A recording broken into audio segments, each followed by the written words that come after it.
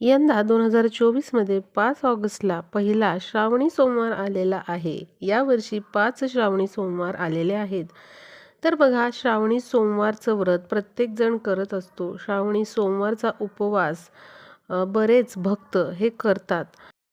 हा श्रावणी सोमवारचा उपवास जेव्हा आपण संध्याकाळी सोडत असतो, तेव्हा आपल्याला जेवणाबरोबर एक पदार्थ आपल्या जेवणामध्ये समाविष्ट करायचा आहे. म्हणजेच श्रावणी सोमवारचा उपवास सोडताना आपल्याला पहिल्यांदा हा पदार्थ सेवन करायचा आहे आणि नंतर तुम्ही भाजी, भात, आमटी, पोळी हे पदार्थ खायचे आहेत. तर आपल्याला श्रावणी सोमवारचा उपवास सोडताना पहिल्यांदा मुळ्याचा एक घास खायचा आहे आणि नंतर जेवणाला सुरुवात करायची आहे. मुळ्याची भाजी जर केलेली असेल तर मुळ्याच्या भाजीचा एक घास खाऊन पुन्हा तुम्ही जेवणाला सुरुवात करू शकता.